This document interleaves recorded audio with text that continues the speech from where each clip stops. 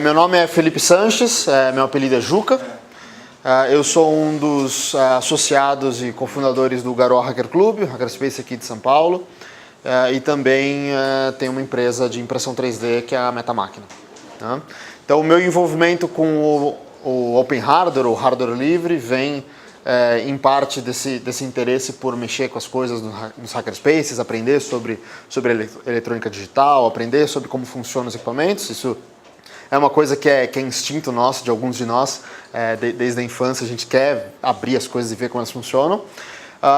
Então esse convívio nos hackerspaces tem a ver com o meu envolvimento com Open Hardware. E o hardware livre também faz parte do meu acervo de interesses, assim, também pela atitude comercial, né? pela fabricação de equipamentos, etc. Uma coisa que me preocupa um pouco é que eu, como ativista de software livre, me envolvi nesse movimento pela tecnologia livre, etc., pela compreensão, inicialmente pelo interesse técnico. Eu admito que no meu primeiro ano de faculdade na engenharia elétrica da Poli, alguém me disse: se você está realmente interessado em aprender tecnologia, você tem que aprender software livre, porque software livre é a forma de você aprender boas práticas de programação, ver código de verdade, não ver exemplo didático que tem no livro.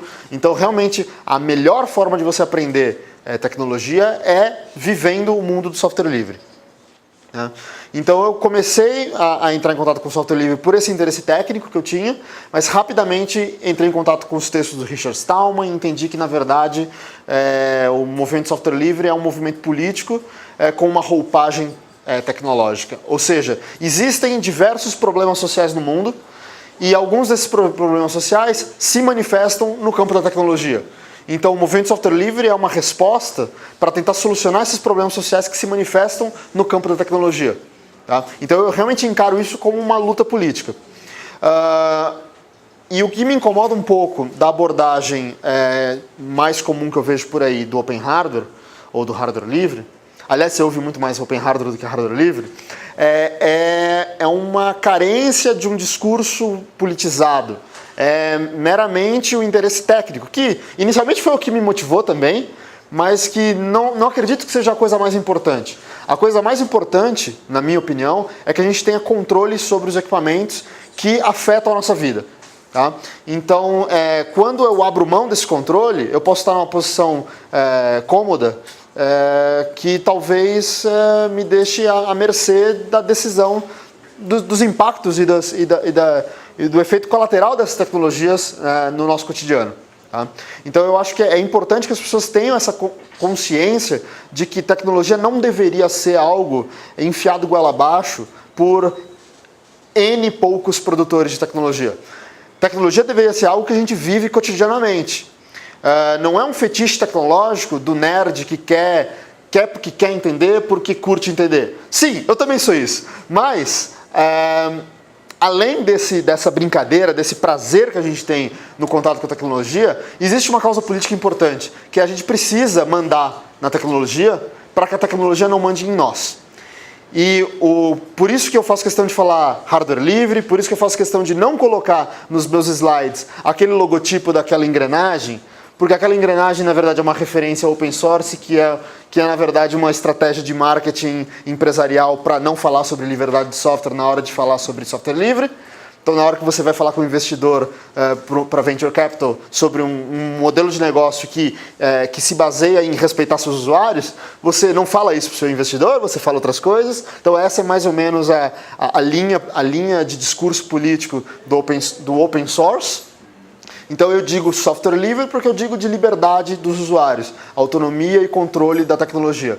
E quando a gente fala de open hardware, fica essa coisa do open. Você vê que quantos projetos aqui se chamam open alguma coisa? Então tem uma raiz cultural muito forte no open source e eu tenho a impressão de que não foi carregado esse valor político. Essa distinção entre open source e free software, que é uma distinção de discurso político, para fazer a mesma coisa na prática, na técnica é a mesma coisa, mas no dia a dia de troca de código é a mesma coisa, mas na forma como você justifica por que você está fazendo aquilo é diferente, onde o pessoal do software livre é o pessoal que diz, existe um problema social e a gente precisa solucionar esse problema social por meio de código livre, e o pessoal do open source diz, existe um modelo de negócio interessante que é mais lucrativo e mais eficiente por meio da colaboração. Não significa que o pessoal do software livre não concorde que é mais eficiente. Sim, é mais eficiente, mas é a questão de onde você põe o peso na balança. Né? Então essa distinção política do software livre versus open source, eu tenho a impressão de que não se transparece no jargão de open hardware e hardware livre. Eu faço questão de dizer hardware livre porque eu entendo essa questão.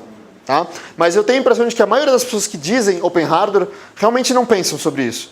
Então talvez seja o caso de pensar sobre isso e adotar um jargão diferente, mas sinceramente não é o jargão que importa. O que importa é o que a gente faz. Né? E o que a gente faz é código, o que a gente faz é esse ambiente de colaboração.